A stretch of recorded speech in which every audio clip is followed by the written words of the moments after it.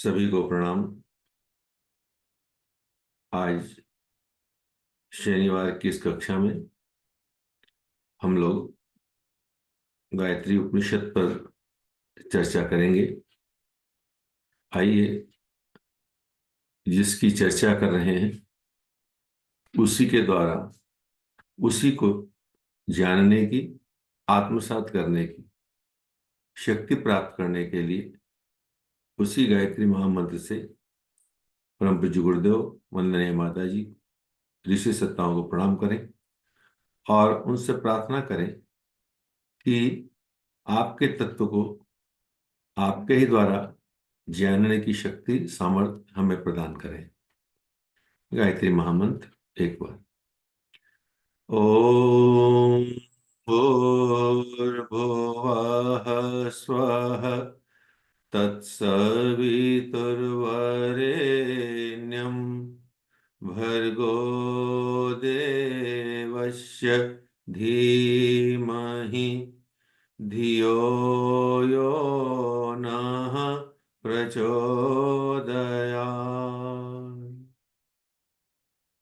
सभी को पुनः प्रणाम। आज का जो विषय है वो है गायत्री उपनिषद। पहले भी इस पर हम लोग चर्चा की है, आगे भी चर्चा करेंगे, क्योंकि ये उपनिषद या कोई भी उपनिषद एक बार में समझ में नहीं आता है, पर इसको बार बार पढ़ने से, सुनने से धीरे धीरे हमारा शरीर, हमारा मन, हमारा भाव, हमारा जीवन इसके अनुरूप परिवर्तित होने लगता है। और जितने अंशों में ये हमारा जीवन परिवर्तित होता है, उतने अंशों में ही उपनिषद हमें समझ में आता है। अर्थात यह समझ बुद्धि से नहीं, भाव के माध्यम से होती है। तो गायत्री उपनिषद जो है, जैसे अन्य उपनिषदों की तरह यह भी एक उपनिषद है। और उपनिषदों का मूल उद्देश्य जो है वो सृष्टि के आरंभ से लेकर के आज तक के विज्ञान को जानने, समझने, मनुष्य के जीवन का उद्देश्य क्या है इसको जानने, समझने के लिए आते हैं। ये किसी भी धर्म, जाति, वर्ण की सीमाओं से परे होते हैं। इसीलिए इनका अध्ययन कोई भी कर सकता है और सबको करना भी चाहिए। गायत्री उपनिषद के अंदर में गायत्री के तत्वज्ञान के रूप में चर्चा की गई है। किसी भी मंत्र के एक शब्दार्थ होते हैं, एक भावार्थ होते हैं और तत्वार्थ भी एक हिस्सा होता है, जिसको तत्व से जानने की बात होती है। तो इस 24 अक्षरों के इस मंत्र के माध्यम से हम इस संसार में रहते हुए मोक्ष को, अर्थात निर्वाण को, अर्थात इन सब से परे होने की शक्ति को कैसे प्राप्त कर सकते हैं, इसके ऊपर में चर्चा की गई है। संसार में आदमी, मनुष्य के पास जो सफलताओं का आकलन है वो 3 चीजों के रूप में किया गया है: श्री, ज्ञान और प्रतिष्ठा। इन सब की प्राप्ति गायत्री के माध्यम से होती है। और वो कैसे होती है, गायत्री किस प्रकार फलित होती है, गायत्री से मनुष्य के अंदर में द्विजत्व अर्थात ब्राह्मणत्व किस प्रकार जागृत होता है। और इसको पढ़ने के बाद ये लगता है कि गुरुदेव ने जो आरंभ में पुस्तक लिखी थी कि गायत्री ब्राह्मणों की कामधेनु है, ये बिल्कुल सही बात है। पर केवल समझ का अंतर हो गया कि ब्राह्मणत्व की बात है उसमें की जा रही है, न कि जाति वंश के रूप में ब्राह्मण की बात।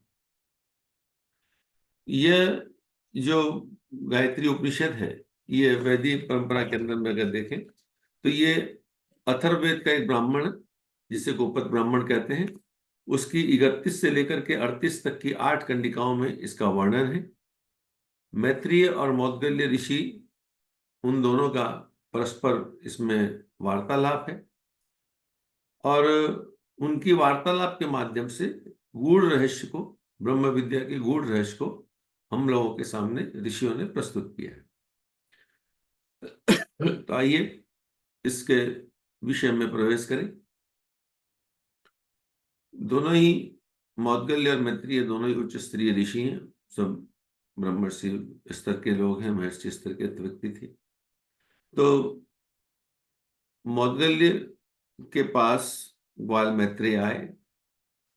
जिस प्रकार आज अलग अलग यूनिवर्सिटीज, एक यूनिवर्सिटी दूसरी यूनिवर्सिटी के पास अपने बच्चों को भेजती है इंटर्नशिप के लिए या और एजुकेशन के लिए, उनके लोग यहाँ आते हैं, वैसे ही ऋषि काल परंपरा में भी ऋषियों के गुरुकुल चलते थे और एक ऋषि दूसरे ऋषि के यहाँ ज्ञान चर्चा के लिए, ज्ञान संवर्धन के लिए जाया करते थे।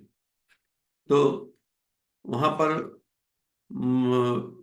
मौदगल्य के जो ऋषि थे, उनको मौदगल्य के जो शिष्य थे, ब्रह्मचारी थे, उनको देख करके ग्वाल मैत्री ने उनका उपहास उड़ाया और कहा कि ये वो है कि तुम्हारा ये ब्रह्मचारी को क्या पढ़ाया था, तुमको क्या पढ़ाया था? अर्थात कुछ नहीं पढ़ा, तुमको कुछ ज्ञान नहीं है, तुमको इस प्रकार की बात उन्होंने कही। इसको जाकर सुन करके मौदगल्य के जो शिष्य थे वे अपने गुरु के पास गए और उन्होंने कहा कि आज जो ऋषि आए हैं, आज जो महात्मा आए हैं, अतिथि आए हैं, वे आपको मूर्ख कह रहे हैं। वो कहते हैं आप कुछ नहीं पढ़ाते। तो उन्होंने कहा कि ठीक है, उनके जो सबसे श्रेष्ठ शिष्य हो उसको लेकर के आ जाओ। अब देखिए कि उन्होंने एक छोटी छोटी यहाँ पे जीवन की बातें भी समझ में आती हैं कि मैत्रेयी ने मौदगल्य को नहीं कहा कुछ, पर उनके शिष्य का उपहास उड़ाया। तो शिष्य का उपहास भी गुरु का उपहास होता है। और मौदगल्य ने मैत्रेयी के शिष्य को बुलाया, अर्थात शिष्य के द्वारा ही गुरु की प्रमाणिकता भी होती। अगर अगर मैत्रेयी के शिष्य उस बात, आने वाली जो चर्चा है, उसको सही ढंग से बता पाते तो बातें कुछ और होती। तो उन्होंने मैत्रेयी के शिष्य को बुलाया और पूछा कि क्या वो विद्वान है? उन्होंने कहा वो 3 वेदों का प्रवचन करते हैं, यानी तीनों समस्त ज्ञान की चर्चा वो करते हैं। तो वो उनके शिष्य से पूछते हैं कि तुम्हारे आचार्य तुमको क्या पढ़ाते हैं? तो वे उन्हें क्या बताते हैं बातें। तो कहते हैं कि आप अपने गुरु से पूछना, और गायत्री के संबंध में जानने की बात कहती हैं। और वे कहते हैं कि अगर वे जानते होंगे तो बताएंगे इस साविता और सावित्री के रहस्य को, अन्यथा वो गायत्री का जो शब्दार्थ है, स्थूल अर्थ है, वही बता दे। स्थूल अर्थ तो बहुत सामान्य सा है इसके अंदर में। गायत्री मंत्र का जो हम लोग सब कहते हैं, उस प्राण स्वरूप, दुखनाथ स्वरूप, श्रेष्ठ तेजस्वी पाप नरक देव देव परमात्मा को हम अपने अंतःकरण में धारण करें, वह परमात्मा हमारी बुद्धि को सन्मार्ग की ओर प्रेरित करे। बहुत साधारण सी बात है। और इस तरह के बहुत से वाक्य उपनिषदों में हैं। और आज के समय में हम बहुत से गीत, बहुत से बातें इस प्रकार के सुनते हैं जिसमें कि ईश्वर की सद्बुद्धि की प्रेरणा की गई है। बहुत से फिर भजन वगैरह भी इस क्रम के आते हैं, पर उन सबको गायत्री मंत्र नहीं माना जाता। गायत्री मंत्र की प्रार्थना सद्बुद्धि की प्रार्थना है, ये शब्दार्थ की बात है, पर उसके अंदर में जाएंगे तो उसके बहुत गहरे गहरे अर्थ निकलेंगे। तो वो कहते हैं कि जाओ, उनसे अपने उपस्थित होकर कहो कि 12 मिथुन और 24 योनि वाले भृगु और अंगिरा जिसके नेत्र हैं, जिसके आश्रित ये समय, उस सावित्री गायत्री को हमें पढ़ाएं। यानी गायत्री के गूढ़ रहस्य को कैसे जाना जाए, इस संबंध में ये गायत्री उपनिषद हमें इंगित करता है।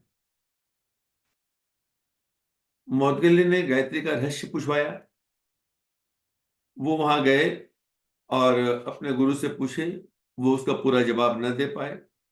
तो उन्होंने कहा कि अगर आप इसका जवाब नहीं दे पाए तो उन्होंने कहा कि 1 वर्ष में आपको भयंकर कष्ट हो। मैत्रेयी ने अपनी भूल को समझा, अपनी स्थिति को जाना और उसको स्वीकार किया।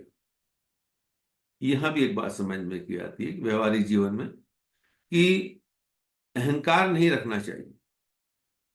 हो सकता है कि हम न जानते हो, अज्ञानवश हमने कुछ गलती कर दी, और जो ही समझ में आ जाए गलती हो गई तो तुरंत उसके सुधार के लिए अपने आप को प्रस्तुत भी कर लेना चाहिए। उन्होंने अपने इसको समझा। उन्होंने अपने गुरुकुल को बंद किया। अपने शिष्यों को कहा कि आप अपने घर की ओर लौट जाइए या दूसरे गुरुकुल में जाकर के अध्ययन करिए। मैंने उन्हें मूर्ख कहा था, मैं उनके पास जाऊंगा, उन्हें शांत करूंगा, अर्थात उनसे ज्ञान की प्राप्ति करूंगा। अगले दिन वे हाथ में संविधा लेकर के मौदगल्य ऋषि के पास गए। ये एक परंपरा है, हाथ में संविधा लेकर के जाने की।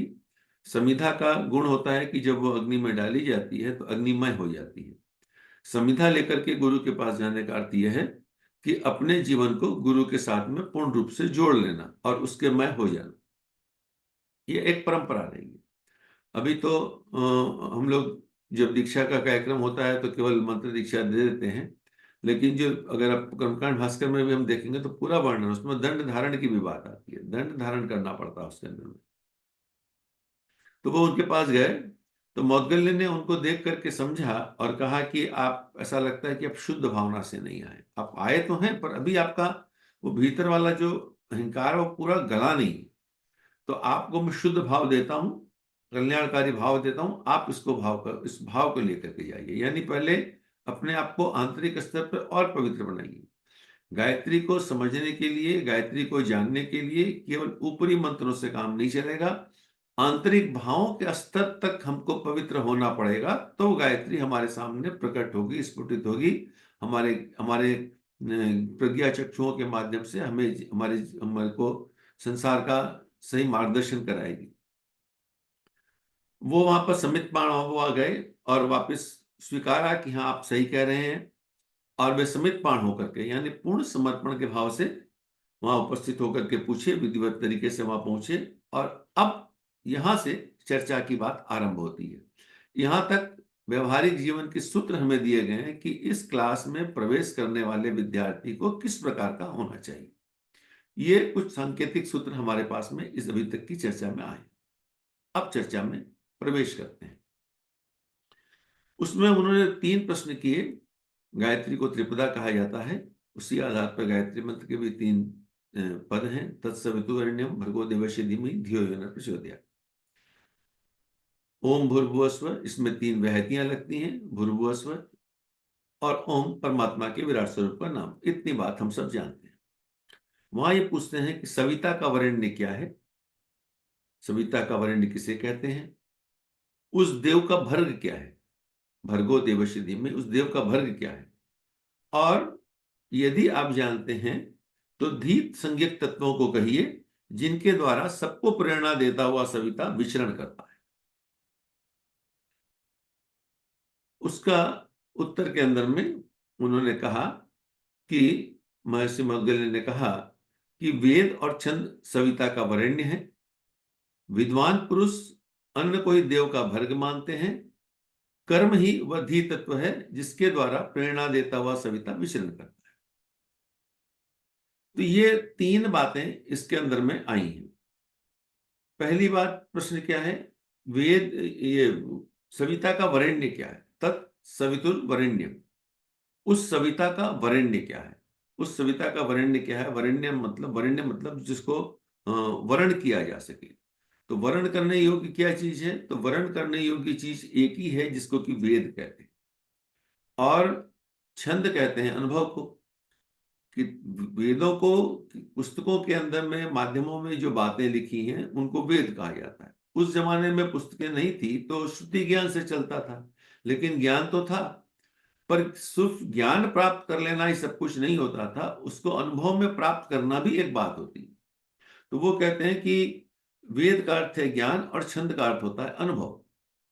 ज्ञान तो मैत्रेय के पास था, लेकिन उस बात का अनुभव नहीं था, इसीलिए उनको वहां पर वो उसके प्रश्न का उत्तर नहीं दे पाए। तो यहां परम पूज्य गुरुदेव एक बहुत सुंदर बात कहते हैं कि भारवाही गधे की तरह अनेक पुस्तकें पढ़ लेने से, सुख सरिकाओं की भांति कुछ रटे हुए शब्दों का प्रवचन कर देने से काम नहीं चलता। गधे के ऊपर तो बहुत माल लाद दिया गया है, लेकिन गधे को यह नहीं पता कि उस पर क्या लादा गया है। गधे को यह भी नहीं पता कि उसको पीड़ित किया जा रहा है कि क्या किया जा रहा है। बस वो लाद, उस पर जब वजन लाद दिया गया, वो खुश हो गया और आगे अपनी यात्रा आरंभ करना शुरू कर देता है। सुख सरिकाओं का अर्थ होता है तोता मैना। जैसे तोता मैना की बहुत सी कहानियां, पक्षियों में ये 2 पक्षी हैं जो कि मनुष्य की, जिनको याद करके कुछ बुलाया जा सकता है। ये हम लोग कई जगह देखे होंगे। तो इनकी तरह कुछ रटे हुए शब्द, तोता को पता थोड़ा ना है, पर उसको शब्द रट लिया। तो हम लोगों ने भी शब्द रट लिए हैं, ओम भूर्भुवस्सुः तत्सवितुर्वरेण्यं भर्गो देवस्य धीमहि धियो न प्रचोदयात्। पूरी दुनिया को पता है आज के समय में। तो इतने से काम नहीं चलेगा। इसके गहराई में जाना पड़ेगा, इस बात को कह रही है। तो इसकी गहराई में क्या होगा, तो वो लिखते हैं कि वरेण्यम, तो जो कल्याणकारी है, जैसे सत्य, परोपकार, संयम, ईमानदारी आदि जो गुण जो श्रेयस्कर हैं, उनको प्राप्त करने का, उनको अपने जीवन में धारण करने का, ये सबको पता है कि सत्य बोलना चाहिए, लेकिन हमको, हम जानते हैं कि सत्य बोलना चाहिए, पर हमारा सत्य बहुत सारा कंडीशनल में बना होता है, जबकि सत्य तो एक ही होता है। तो ये है अनुभव की बात। सत्य को जान, सत्य बोलना चाहिए, ये ज्ञान अच्छी बात है। ईमानदारी ये होनी चाहिए, ज्ञान है, लेकिन ईमानदार होना ये दूसरी बात। ईमानदार होने का मतलब जब आपके पास विपरीत परिस्थितियां हैं तो भी हमारा ईमान डगमगाए नहीं और हम अपने सिद्धांतों पे चलते रहें। तो भगवान ऐसी परिस्थितियां भी प्रकृति हमारे सामने देती है और परीक्षण के तौर पर हमारी परीक्षाएं लेती रहती है। तो ये कैसे संभव होगा, ये अनुभव में कैसे आएगा, तो इसके लिए एक सूत्र दिया है कि सद्ज्ञान का श्रद्धा भूमि में परिपक्व होना, यही ईश्वर प्राप्ति का प्रधान उपाय है। श्रद्धा और विश्वास की मनोभूमि नहीं होगी तब तक जो है ज्ञान पकेगा नहीं। मालूम तो है, पर उस विषय पर हमारी श्रद्धा नहीं है, उस पर हमारा विश्वास नहीं है, इसलिए वो हमारे अनुभव में नहीं आ पा रहा है। तो ये, इसलिए ये, इसके सम्मिश्रण को ही सविता का वरेण्य कहते हैं। सविता का वरेण्य मतलब ये सारे गुणों को जानना और उसको आत्मसात करना, ये सविता का वरेण्य है। अगला जो प्रश्न था वो गायत्री के द्वितीय पाद से था, भर्गो देवस्य धीमहि, अर्थात प्रश्न था कि उस देवता का भर्ग क्या है। तो उसका उत्तर दिया गया था कि विद्वान पुरुष अन्न को ही देव का भर्ग मानते हैं। अन्न ही देवताओं का भर्ग है, मतलब देवता क्या है, यहां तो बात आ गई कि सारी श्रेष्ठ चीजों को, सविता का जो वरेण्य है वही देव है। और इसी बात को परम पूज्य गुरुदेव ने इस प्रकार कहा कि परमात्मा जो है वो सद्गुणों का समुच्चय है। दुनिया के सारे सद्गुणों को जब एक जगह इकट्ठा कर दिया जाए तो जो चीज उत्पन्न होती है वो परमात्मा है। और सद्गुणों को जब अलग अलग तरीके से देखा जाए तो वो देवता कहलाते हैं। परमात्मा और देवता में इसी बात का अंतर है। इसी बात को भगवान श्री कृष्ण गीता में कहते हैं कि जो अन्य अन्य देवताओं की उपासना करते हैं वह उनको प्राप्त करते हैं, और जो मुझे ध्याते हैं वो मुझको प्राप्त करते हैं। यानी जो मूल रूप से उस परम तत्व को प्राप्त करने की चेष्टा करता है वो परमात्मा को प्राप्त करता है, और जो किसी शक्ति विशेष की साधना करता है वो केवल उसको वह शक्ति मात्र मिलती है। गायत्री मंत्र की 24 शक्ति धाराओं के अंदर में अलग अलग शक्तियों का वर्णन है, और उनका, उनके क्या गुण है, किस मंत्र से, किस देवता से क्या गुण हमको प्राप्त होते हैं, उसका भी वर्णन है। उस किसी पर्टिकुलर गुण को वर्ण करने के लिए उस गायत्री का हमको विशेष रूप से ध्यान करने की बात बताई गई है। लेकिन अगर गायत्री मंत्र को जब किया जाता है तो सारे के सारे गुण एक साथ हमारे जीवन में प्रवेश करते हैं। तो सारे गुणों के समुच्चय का नाम परमात्मा है। अब वह जो शक्ति है, ये जो वरेण्यम की चीज है, इस वरेण्यम का इसकी शक्ति क्या है, इसका भर्ग क्या है, इसका तेज क्या है। तो उन्होंने उत्तर दिया कि अन्न को ही देवताओं का भर्ग माना जाता है। अन्न का मतलब क्या हो गया, अन्न का मतलब मोटे तौर पे हम समझते हैं कि जो हम खाना खाते हैं वो अन्न है, लेकिन यहां बात की जाती है कि अन्न कहते हैं श्रेष्ठता साधन को। साधनों से ही कोई चीज प्राप्त हो सकती है।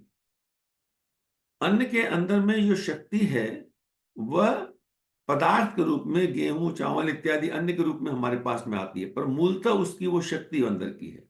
तो पदार्थ के माध्यम से शक्ति को प्राप्त किया जा सकता है। श्रेष्ठता अगर है तो उसको विकसित और बलवान बनाने के लिए साधनों की आवश्यकता होती है। साधन नहीं हो तो श्रेष्ठता का लाभ नहीं। मान लीजिए कि हम लोग कोई भी चर्चा कर रहे हैं, वो ज्ञान को तो हम प्रोडक्ट के रूप में रख नहीं सकते, लेकिन वाणी के माध्यम से वह ज्ञान निकलता है। तो वाणी साधन हो गई, ज्ञान मूल तत्व हो गया, ज्ञान गुण हो गया, वाणी उसका साधन हो गई, वाणी उसका अन्न हो गया। तो जितने भी संसार की संपत्तियां हैं, साधन हैं, वे देवताओं का वर्ण है। देवताओं का वर्ण है मतलब ये साधन देव पुरुषों के पास होना चाहिए। साधन तो संसार में है, और श्रेष्ठ व्यक्ति भी हैं और बुरे व्यक्ति भी हैं। लेकिन अगर बुरे व्यक्तियों के पास में साधन यानी शक्ति चली जाएगी तो समाज का कल्याण नहीं होगा बल्कि नुकसान होने लगेगा।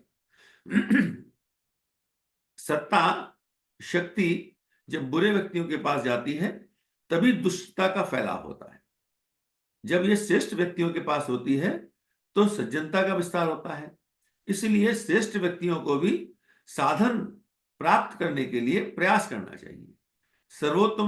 सर्वतोमुखी उन्नति के लिए साधकों को प्रयास करना चाहिए। इसलिए गुरुदेव यहाँ पे कहते हैं, उदाहरण देते हैं महर्षि अरविंद का, कि उनकी पुस्तक गीता पुस्तक में लिखते हैं कि लक्ष्मी पर श्रेष्ठ लोगों का आधिपत्य रहना चाहिए।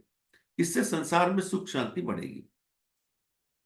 ये जो हम पैसे वालों को सेठ शब्द के नाम से प्रयोग करते हैं कि ये सेठ हैं, वस्तुतः ये श्रेष्ठ शब्द का सृष्टि का अपभ्रंशित रूप है। सेठ भारत में श्रेष्ठी शब्द था, अर्थात जो श्रेष्ठ होते थे उन्हीं के पास में साधन संपदा होती थी, वही देव पुरुष होते थे, संपदाओं को उनके पास रहना देता।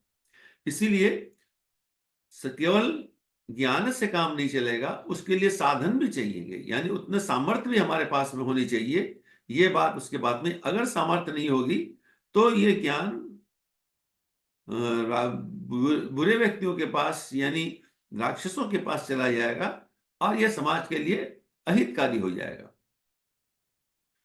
आइंस्टीन ने एक फार्मूला बनाया जिसमें कि उन्होंने सृष्टि की ऊर्जा को जानने का प्रयास कर रहे थे, और उस जानने को प्रयास करने के माध्यम से उन्होंने अणुशक्ति को जाना, और अणुशक्ति को जानने के बाद में उसका प्रयोग कैसे किया जाए इसके संबंध में उन्होंने काम किया कि इस परमाणु शक्ति से दुनिया के कितने बढ़िया बढ़िया काम किए जा सकते हैं, इस संसार को कितना श्रेष्ठ बनाया जा सकता है।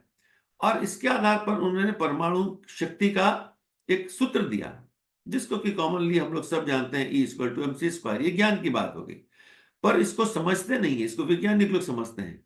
लेकिन समझने के बाद उस शक्ति को जब दुरुपयोग किया गया तो उसके परिणाम जापान में देखे गए अणु बम के विस्फोट के रूप में, और आज तक दुनिया उसका नुकसान सह रही है। सारी दुनिया में हजारों अणु बम सबके पास में हो गए हैं, बहुत सी शक्तियों के पास में हो गए हैं। जिनके पास नहीं है उन्होंने खरीद ली है, सबके पास हो गए।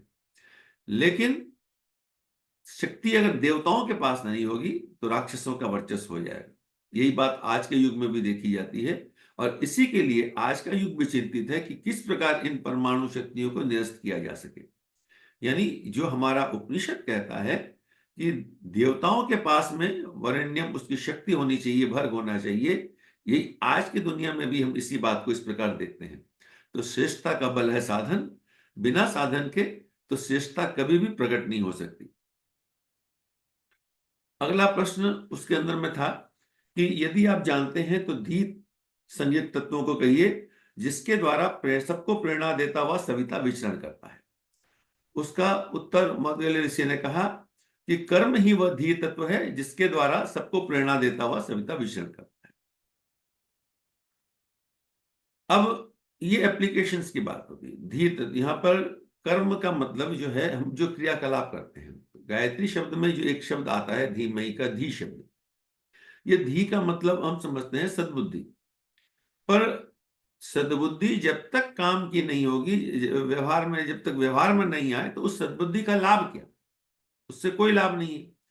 तो इसलिए यहाँ पे गुरुदेव लिखते हैं कि धी अर्थात वह बुद्धि जो कर्म के लिए प्रेरणा प्रोत्साहन देती है और कर्म करने में लगा देती है। यही गायत्री मंत्र की खूबसूरती है। ये प्रार्थना करता है कि हमें बलपूर्वक लगा दे, और इसका परिणाम है कि साधक जब न जानते हुए भी गायत्री मंत्र का जप करता है तो वो मंत्र उसको बलपूर्वक उसके अंदर में श्रेष्ठ विचारों का संचार करता है। लेकिन वह संचार होने के बाद में धी तत्व जैसे जैसे विकसित होता है वैसे वैसे वह गायत्री मंत्र साधक के अंदर में फलित होता चला जाता है। ज्ञान होना अलग बात है, ज्ञान को कर्म में प्रवृत्त करना दूसरी बात। रावण के पास में बहुत ज्ञान था, इतना ज्ञान था कि सारे वेदों का ज्ञान उसके पास था। भगवान राम को जब रामेश्वरम की स्थापना करनी पड़ी तो पुरोहित के रूप में उसे बुलाया। न केवल इतना, जबकि रावण की मृत्यु हो गई तो लक्ष्मण को रावण के पास भेजते हैं कि तू जा करके उनके पास से वो ज्ञान प्राप्त कर ले, क्योंकि अन्यथा यह ज्ञान जो है संसार से लुप्त हो जाए। इतना बड़ा ज्ञानी था रावण। तो ज्ञान तो था, लेकिन धी तत्व नहीं था। एक ही चीज की कमी थी कि धी तत्व नहीं था, वह उसको कर्म में प्रयुक्त नहीं कर पा रहा था।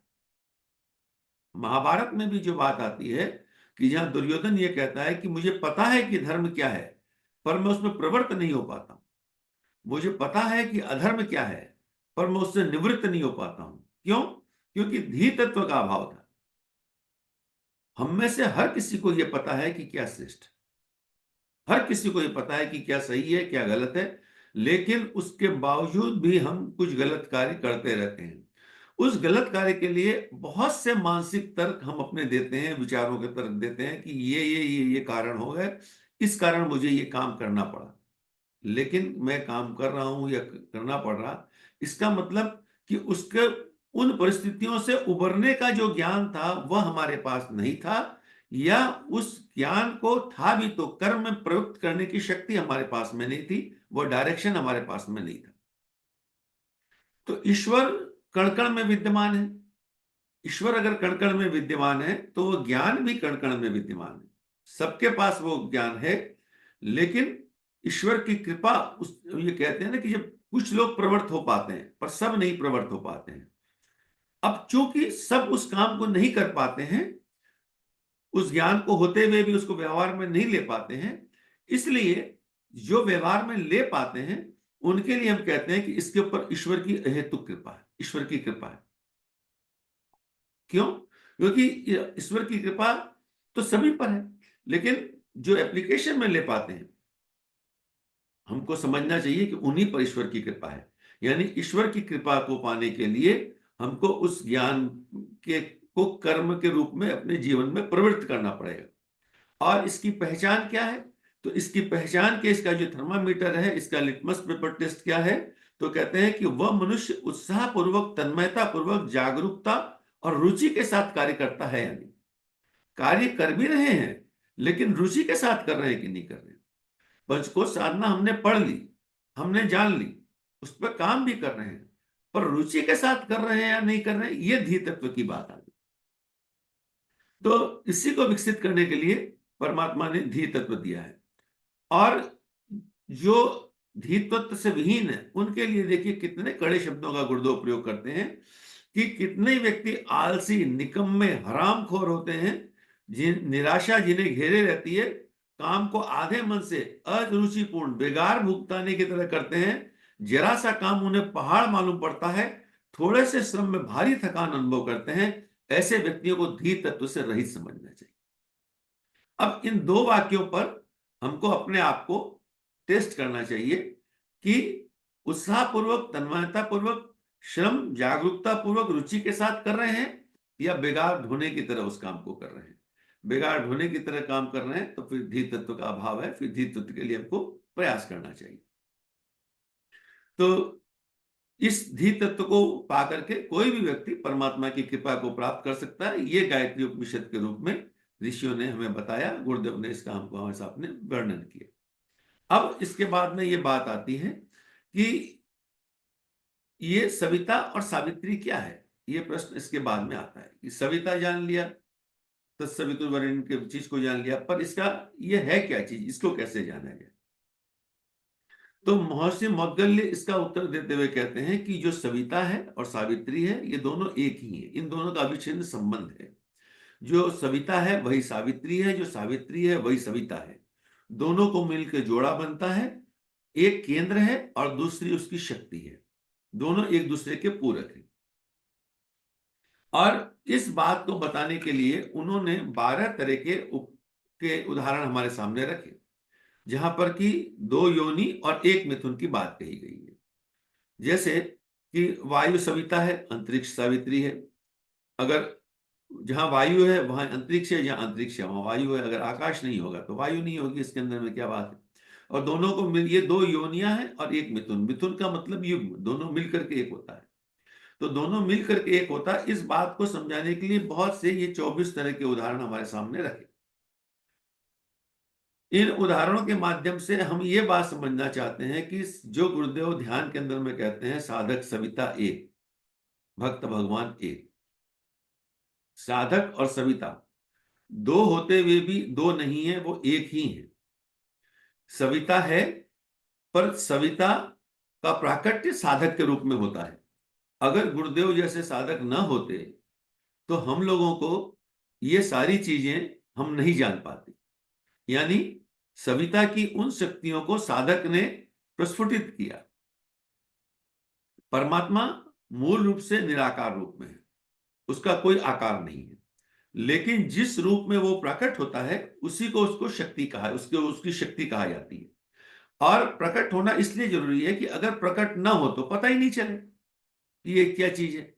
किसी व्यक्ति के पास में उसके जमीन के अंदर में उसके पिता ने, परदादा ने, दादा ने बहुत सी संपत्ति दे दी और जमीन में गड़ी हुई पड़ी, लेकिन उस व्यक्ति को नहीं पता कि मेरी जमीन के नीचे इतनी संपत्ति पड़ी। वो भूखा रहेगा, परेशान होगा, धन के अभाव में रोता रहेगा, लेकिन उसको ये पता नहीं कि मेरे अंदर में इतनी शक्ति है। जब शक्ति का प्राकट्य होगा, किसी कारण से शक्ति बाहर आई, तब वह उसका आनंद ले पाएगा। तो परमात्मा मूल शक्तियों के साथ में कण कण में विद्यमान है, लेकिन इसका प्राकट्य जिसके माध्यम से होता है उसको सावित्री कहा जाता है। दोनों मिलकर के काम होते हैं। जैसे आज के उदाहरण के रूप में इसको हम समझें तो हम ऐसे समझ सकते हैं कि बिजली जो है वो निराकार है, लेकिन विद्युत के जितने उपकरण हैं वे साकार देवता हैं। लाइट है, माइक है, पंखा है, फ्रिज है, टीवी है, ये सारे के सारे साकार देवता हैं। दोनों के मिलने से युग्म होता है। केवल बिजली हो तो भी काम नहीं चलेगा, केवल एपर्टस हो तो भी काम नहीं चलेगा, दोनों मिलने से काम होगा। इंटरनेट से हम आप सब जुड़े हैं, अभी हम सब इंटरनेट से जुड़ करके काम कर रहे हैं, कोई सब अलग अलग स्थानों पे बैठे हैं, लेकिन इसके लिए हमको साधन भी चाहिए, मोबाइल कंप्यूटर जैसे साधन चाहिए और इंटरनेट की शक्ति चाहिए। किसी कारण से अगर हमारा नेट डिस्टर्ब हो जाए या आपका नेट डिस्टर्ब हो जाए तो हम एक दूसरे से कनेक्ट नहीं हो सकेंगे। तो यही सविता और सावित्री का युग्म है। इस बात को आज की भाषा में हम ये समझे, इस तरह से समझ सकते हैं। यानी कोई भी अव्यक्त शक्ति जब व्यक्त तभी होती है जब उसका प्रकटीकरण होता है। यह अव्यक्त परमात्मा सविता अपनी शक्ति सावित्री के द्वारा सर्वसाधारण पर प्रकट होता है और उस शक्ति की उपासना के द्वारा उसे प्राप्त किया जा सकता है। यह बात इसके अंदर में सिखाई गई है और कि ईश्वर है पर उसका प्राकट्य अपने जीवन में करना है तो अपने अंदर में गायत्री के उन तत्वों को विकसित करना पड़ेगा, साधक बनना पड़ेगा, तो सविता का भाव हमारा अंदर में विकसित हो पाएगा, यह प्राकट्य हो पाएगा। इस बात को जानने के बाद मैत्री संतुष्ट हुए और उन्होंने कहा कि अब मैं जान गया हूं, इस चीज को जान लिया हूं, और मेरा जो शिष्य इस योनि और मिथुन के रहस्य को जान लेगा वो अल्पायु न होगा। हम इसको ये कह सकते हैं कि गुरुदेव ये कहते हैं कि हमारा जो शिष्य इस बात को जान लेगा वो अल्पायु न होगा। अल्पायु न होगा अर्थात कि वह श्रेष्ठता को प्राप्त करेगा, परम तत्व को प्राप्त करेगा, अंतिम चेतना, अंतिम लक्ष्य तक को प्राप्त करेगा। यह बात गुरुदेव इसके माध्यम से हमें बताना चाहते हैं। अब इसके बाद के जो कुछ वर्णन है वो इस बात पे वर्णन है जिसको कि हम ये कहते हैं, जहां गुरुदेव ने पहली जो प्रारंभ में पुस्तक लिखी थी कि गायत्री ब्राह्मणों की कामधेनु। बाद में जब लोगों ने इस बात को नहीं समझा और इसमें विवाद होने लगा, तब गुरुदेव ने उसका नाम परिवर्तित कर दिया कि गायत्री ही कामधेनु, कि चलो अभी इतना मान लो गायत्री ही कामधेनु है और इसको मान करके हम इस पर काम करते रहें तो धीरे धीरे वो ब्राह्मणत्व विकसित होता चला जाएगा। तो यहाँ जो गायत्री के 3 पाद हैं, 3 चरण हैं, इसकी व्याख्या करते हुए कहते हैं कि ब्रह्म ने जब सृष्टि की रचना करी तो ब्रह्म ने इस सृष्टि को देखा, इसके वैभव को देखा, इसके इसके शक्तियों को देखा और उसको उन्होंने देखा कि इसमें श्री, प्रतिष्ठा और ज्ञान, इस रूप में इस चीज को देखा। पर इस सारी शक्तियों का अधिकारी कौन होगा, किसको प्राप्त होनी चाहिए? तो वो ब्राह्मण को प्राप्त होनी चाहिए। उसको ब्राह्मण के लिए ही वो चीजें सुरक्षित रख दी गई। अब ब्राह्मण को कैसे प्राप्त होगी, इसका पूरा का पूरा एक एक विज्ञान इसके अंदर में दिया गया है, जिसको कि हमको समझना चाहिए। इसमें बहुत सी कंडिकाओं, इसके अंदर में एक सीक्वेंस दी हुई है अलग अलग जगहों पे, पर हमको उस सीक्वेंस के तत्व को समझने की दिशा में प्रयास करना चाहिए। अब वहां ये कहते हैं कि इसको पाने के लिए क्या है, तो तप करना होगा। ब्रह्मा जी ने इसको देखा और उनको तप करने का, ब्रह्म ने ब्रह्मा को आदेश दिया कि तप करो। तप के द्वारा व्रत को सत्य में प्रतिष्ठित होती है, बात आती है। अब यहाँ जो तीन बातें आती हैं गायत्री मंत्र के तीन चरण, तत्सवितुर्वरेण्यम, इसके भर्गो देवस्य धीमहि धियो यो न प्रचोदयात्, इसके माध्यम से कोई भी ब्राह्मण इस चीज को कैसे प्राप्त करता है, यानी कोई व्यक्ति कैसे ब्राह्मण बनता है, इसकी बात आ रही है। अब इसमें जो बात आ रही है, इसमें पहला चरण तत्सवितुर्वरेण्यम में दिया है, सविता के प्रथम पाद में, कि यहां पे देखिए तीन चीजें। पृथ्वी ने ऋक को जोड़ा, पृथ्वी से ऋक को जोड़ा, युक्त किया ऋक से अग्नि को। ऋक मतलब होता है कि ये ऋग्वेद के लिए संबंधित किया गया है। गायत्री महाविज्ञान जहां आरंभ होता है, पहला ही चैप्टर है गायत्री, वेद माता गायत्री की उत्पत्ति, और उसमें तीनों वेदों का एकदम आरंभ के लाइनों में विस्तार कर दिया गया है। तो ज्ञान के अलावा तो सिस्टम में कुछ नहीं है। ज्ञान प्राप्त करने के लिए गायत्री उपासना है, गायत्री साधना है। तो उस ज्ञान को अलग अलग भागों में बांटा गया। उसके अंदर में ऋग के अंतर्गत में कल्याण, प्रभु प्राप्ति, ईश्वर दर्शन, दिव्यत्व, आत्म शांति, ब्रह्म निर्वाण, धर्म भावना, कर्तव्य भावना, प्रेम, तप, दया, उपकार, उदारता, सेवा आदि, ये सारे जो गुण हैं, इनको ऋग के अंदर में कहा गया। ये सारे ऋग के अंदर में आते हैं। तो जो इसके माध्यम से इसको प्राप्त करता है, इन तपों को प्राप्त करता है, इसको करता है, जो ऐसे व्रतों को धारण करता है, वह ब्राह्मण जो है वह पूर्ण होता है और अविच्छिन्न हो जाता है। यह ब्राह्मण की परिभाषा इसके अंदर में की गई है कि ब्राह्मण कौन है।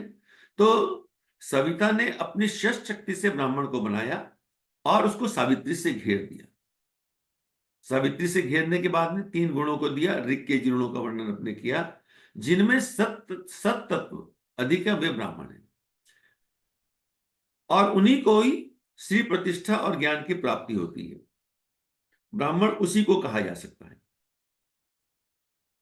ये बात हम लोग आज शाब्दिक रूप से इस बात को जान लिए हैं कि ये ब्राह्मण, क्षत्रिय, वैश्य, शूद्र ये जन्म से परंपरा नहीं है। पुरुष सूक्त के मंत्र में भी हमने परसों पढ़ा कि उस परब्रह्म के मुंह से ब्राह्मण की उत्पत्ति हुई, दोनों हाथों से क्षत्रिय उत्पन्न हुए, उरु से वैश्य हुए, और पैरों से जो है वो शूद्र की उत्पत्ति हुई। लेकिन इसके बावजूद भी आज भी हमारे दिमाग के अंदर में हम मुंह से ये कहते हैं कि ब्राह्मण जन्म से नहीं होता, लेकिन जब भी किसी व्यक्ति से बात होती है तो पहले उससे परिचय उसके वर्ण के रूप में कहते हैं कि ये ब्राह्मण है, ये वैश्य है, कि क्षत्रिय है। कोई अपना परिचय भी ऐसा देता है कि मैं क्षत्रिय हूं। आज भी हम सब कुछ जानने के बाद भी ब्राह्मणत्व को नहीं जानते हैं, क्षत्रित्व को नहीं जानते हैं, वैश्यत्व को नहीं जानते हैं, शुद्धत्व की महिमा को नहीं जानते हैं, लेकिन उसी पे अटके रहते हैं। यही बात उसमें कहेगी कि ये जो इसको वर्ण नहीं कर पाए हैं अभी भी, इस बात को अभी भी हम उसको उसके जातिगत धर्म के रूप में उसको ब्राह्मण, क्षत्रिय, वैश्य, शूद्र मानते हैं, चाहे मुंह से हम कुछ भी कहते रहें। और स्थिति यह है कि केवल इन वर्गों की बात नहीं, आदमी की योग्यता नहीं देखी जाती है। प्रधानमंत्री अपनी योग्यता से प्रधानमंत्री बने, पर वो कहते हैं कि मैं ओबीसी हूं, मैं इस जाति का हूं। प्रधान में राष्ट्रपति बने तो दलित समाज का, ऐसे हमको वर्णना करनी पड़ती है। और यही हमारी स्थिति, आज के समाज की स्थिति हो गई। ऋषि हमको इससे ऊपर ले जाना चाहता है कि हम अपने आप को गुणों के आधार पर जाने समझने का प्रयास करें, और ब्राह्मणत्व को जब विकसित करेंगे, जो पहले इसके पहले बात आ चुकी है, तो वो सविता उस ज्ञान को हमें मिल जाएगा, परमात्मा के उस ज्ञान को हमें प्राप्त हो जाएगा, सब कुछ प्राप्त हो जाएगा। क्योंकि प्रकृति का नियम है कि अयोग्य हाथों में किसी वस्तु को अधिक समय तक नहीं रहने देती। तो जो जो यहां जो ऋग की वर्णना की गई, जिन गुणों का वर्णन किया गया, ये जो श्रेष्ठ वर्ण है, ईश्वर प्राप्ति के, आत्मदर्शन के, ज्ञान के, प्रेम के, दया के, सद्भावना के, उपकार के, ये सारे जो गुण हैं, ये जिनमें होते हैं वे ब्राह्मण कहलाते हैं, वे ब्राह्मणत्व को प्राप्त करते हैं। और जो इसमें एक और भी इसके अंदर ये बात है कि इसमें यह कहती है कि अग्नि तत्व से जुड़ा है। ऋचा से अग्नि को, अग्नि से श्री के, श्री से स्त्री को, स्त्री से मिथुन को, मिथुन से प्रजा को, प्रजा को कर्म से, कर्म से तप को, तप से सत्य को, सत्य से ब्रह्म को, इसकी पूरी सीरीज दी हुई है। इस तरह से व्यक्ति ब्राह्मण बनता है। यहाँ पंच तत्वों में एक तत्व आता है, वो अग्नि तत्व की बात आती है, तेजस्विता की बात आती है। तो ऋक, ऋक मतलब कल्याणकारी का भाव, और अग्नि तत्व की प्रखरता, ये दो चीज जो गायत्री के प्रथम पद तत्सवितुर्वरेण्यम के माध्यम से एक ब्राह्मण के रूप में हमको प्रेरणा मिलती है कि हमें अपने जीवन को किस प्रकार का जिएंगे। और जो गुरुदेव लिखते हैं कि जो गायत्री की मर्यादा के भीतर जिन्होंने ब्राह्मणत्व को प्राप्त किया है, वे ही भौतिक और आत्मिक आनंदों को प्राप्त करेंगे। गायत्री मंत्र के इस प्रथम पाद का उद्देश्य जो है, ये जीवन को आदर्शवादी बनाना, श्रेष्ठ बनाना, और उसको आत्मसात करना, ये इसके प्रथम पाद का अर्थ होता है। अब हम लोग चलते हैं गायत्री के दूसरे पाद की। दूसरा पाद जो है भर्गो देवस्य धीमहि, ये इसका दूसरा पाद है। इसमें भी एक श्रृंखला दी गई है कि इसमें श्रृंखला के अंदर में आता है कि अंतरिक्ष से यजुष को युक्त करता है, यजुर्वेद से वायु को, फिर आगे वायु से मेघ को, मेघ से वर्षा को, वर्षा से औषधीय वनस्पतियों को, इस प्रकार से पूरा वर्णन आता है। तो यहाँ दो तत्व हमारे लिए महत्वपूर्ण आ जाते हैं। पहला, इसमें जो है वो यजुर्वेद की बात कही गई। यजु के अंदर में क्या आते हैं? यजु के अंदर में पराक्रम, पुरुषार्थ, साहस, वीरता, रक्षा, आक्रमण, नेतृत्व, यश, विजय, पद, प्रतिष्ठा, यह सब यजुर के अंदर में आता है। यानी संसार की ये सारी शक्तियां यजुर्वेद के अंदर में आती हैं, अर्थात यह एक तरीके से क्षत्रित्व को प्रतिनिधित्व करता है। लेकिन यह क्षत्रित्व भी ब्राह्मणत्व से युक्त होना चाहिए। ब्राह्मण और क्षत्रिय का युग्म है, इन सबका आपस में युग्म है। क्योंकि जब तक ज्ञान नहीं होगा तब तक ये सारी चीजें नहीं प्राप्त की जा सकती। और इसीलिए इसको वायु से युक्त, यहाँ ये वायु तत्व की बात की, वायु का विस्तार बहुत है, वायु का ज्ञान का विस्तार, अग्नि की प्रखरता वायु से विस्तरित होती है, और ये पूरे संसार के अंदर में फैलती चली जाती है। तो इसके माध्यम से इसको जोड़ा गया, इसके माध्यम से इसको बताया गया। अब ये यहाँ पर यज्ञमय जीवन जीने की बात की गई। ये सारा जो चीजें हैं, ये भौतिक उपलब्धियों की बात की गई। ज्ञान हमें गायत्री के द्वारा, यज्ञ कर्म, जो कर्म के द्वारा भौतिक शक्तियों के माध्यम से मिलता है। तो यज्ञ का कर्म यहाँ बताया गया है। और यज्ञ किसको कहते हैं? यज्ञ कहते हैं सत्कर्मों। गीता में भी भगवान श्री कृष्ण अर्जुन को कहते हैं यज्ञ से सृष्टि की उत्पत्ति हुई है। यज्ञ कर्म करने की बात गीता में भगवान श्री कृष्ण अर्जुन को बताते हैं। तो यहाँ कर्म, यज्ञ मतलब सत्कर्म की बात, सत्कर्म करने की बात यहाँ पे बात सिखाई गई है कि यज्ञ द्वारा श्रेष्ठ कर्मों को भी प्राप्त किया जा सकता है। उच्च अंतःकरण से निकली हुई सद्भावनाएं समस्त आकाश को, वातावरण को सतमय बना देती हैं, और उस वातावरण में पलने वाले सभी पदार्थ सत हो जाते हैं। ये हमें यज्ञ की बात आती है। और यही बात हम अपना जो हमारा ये गीत है, महत्वपूर्ण गीत, कि हे प्रभु जीवन हमारा यज्ञ में कर दीजिए, इसके माध्यम से हम इसी प्रकार के जीवन जीने की बात करते हैं। यज्ञ का मतलब केवल कुछ संविधान इकट्ठा करके घी और सामग्री दे करके हवन कर देना, आग जला करके उसको डालना नहीं है। यज्ञ का मतलब अपने आप को होम कर देना है। इसलिए गुरुदेव ने जो यज्ञ का हमें अर्थ बताया, दान, देव पूजन, संगतिकरण, यानी अपने आप को देवता के रूप में हम विकसित करें, देवत्व की उन शक्तियों को हम संगठित होकर के समाज के कल्याण के लिए दान करें, ये हमारा यज्ञ होता है। यज्ञ का अग्नि जो जो अग्नि जला के यज्ञ करते हैं, ये उसका कर्मकांड पक्ष है, पर उसका भाव पक्ष है, विज्ञान पक्ष, जो गुरुदेव ने हम लोग को बताया। और यही गायत्री मंत्र के दूसरी कंडिका का भर्गो देवस्य धीमहि का तात्पर्य है। तो ये इसको दूसरी कंडिका के रूप में जानते हैं। अब तीसरी कंडिका के रूप में जो वर्णन है उसके ऊपर में बात करते हैं कि धियो यो न प्रचोदयात्। धियो यो न प्रचोदयात्, ये सावित्री का तीसरा पद।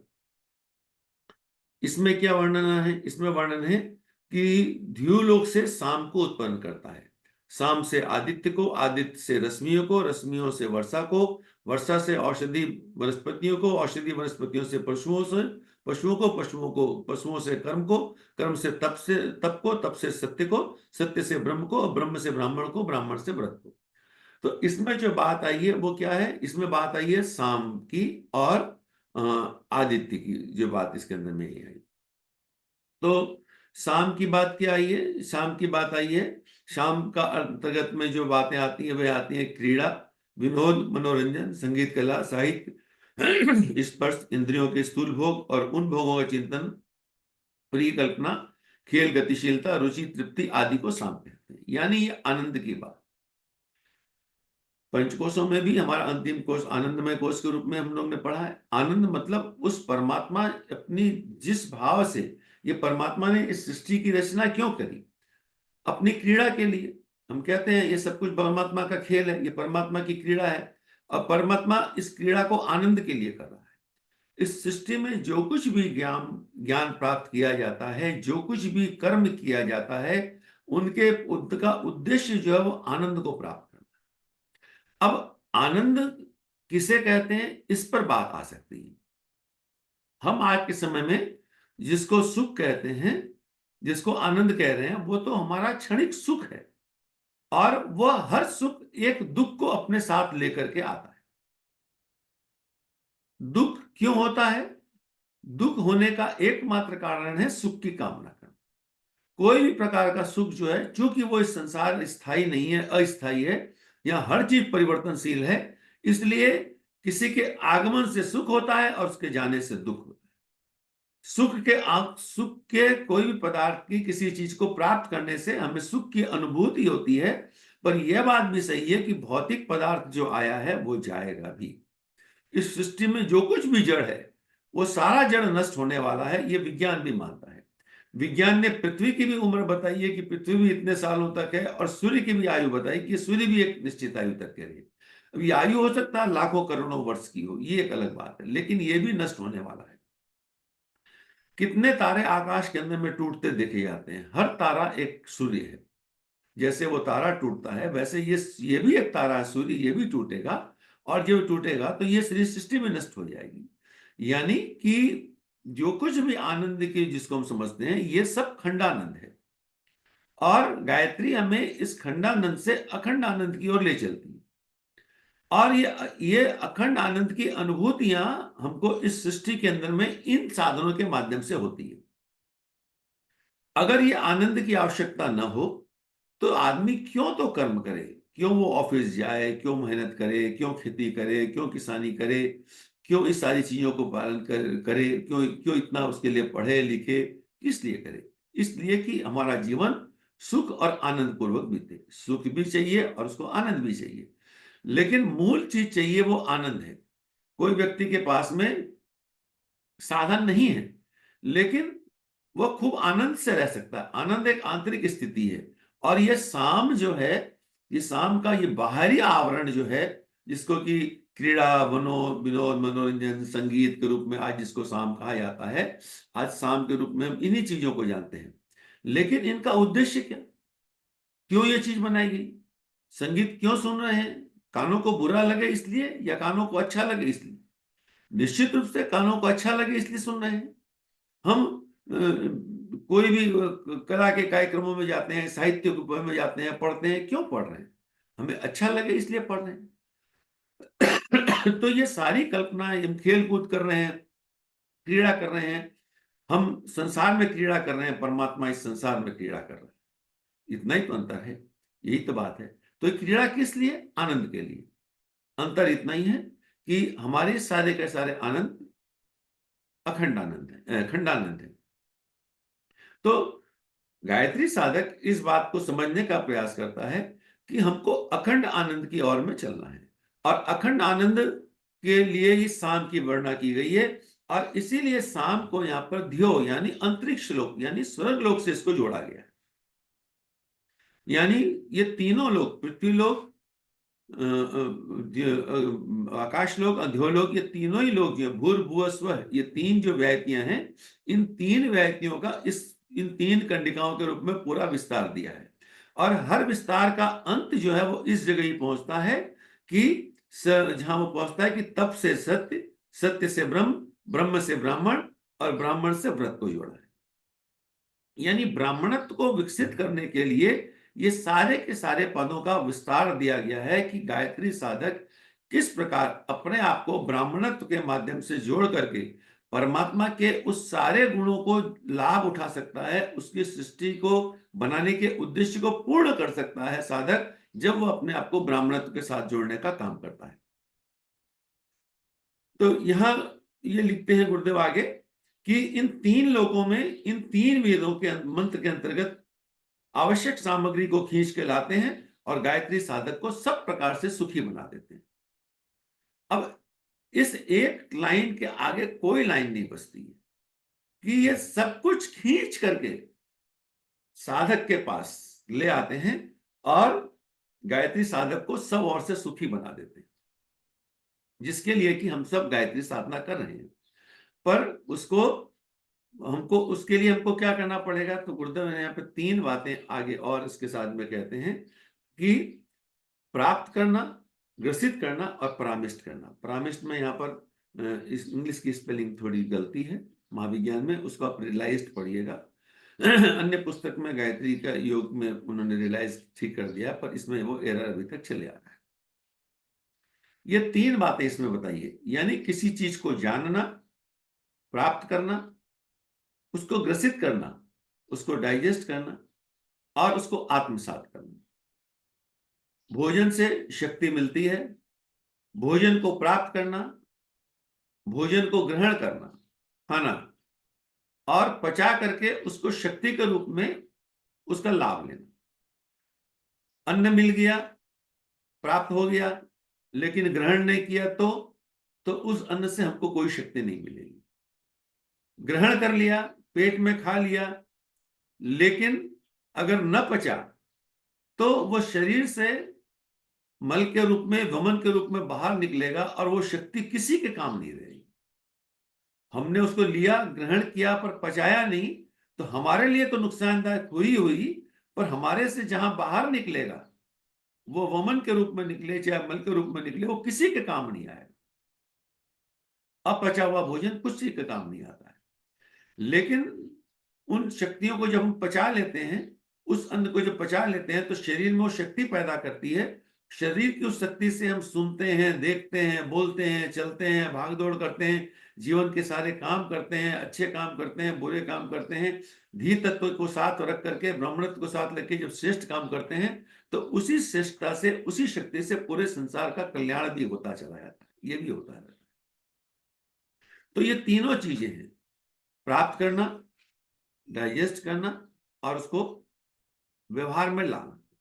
इसी बात को परम पूज्य गुरुदेव ने और सरल रूप से ये कहा कि मेरे जीवन साधना के सारे का निचोड़ जो है वो ये है, जिसको कि गुरुदेव ने उपासना, साधना, आराधना के रूप में हम लोग को गुरुदेव ने कहा कि मेरे 60 वर्षों की साधना का निचोड़ है उपासना, साधना, आराधना। यानी उपासना का मतलब ईश्वर को प्राप्त करना, ये हम सब आप जानते हैं।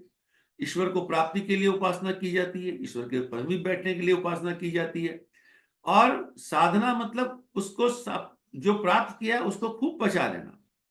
इस उपनिषद को हमने पढ़ा, प्राप्त किया, लेकिन अभी इसको पचा नहीं पाए, अभी हम इसको प्राप्ति की तरफ है, जब इसको पचाना पड़ेगा। और पचाने के लिए बार बार अध्ययन करना पड़ेगा। बाबा जी बार बार एक बात कहते हैं कि किसी चीज को आप पढ़िए, एक बार को बार बार पढ़िए, और उसमें से जो लाइन हमें समझ में आ रही है वही लाइन हमारे लिए है, ये मान करके उस पर चिंतन करना चाहिए।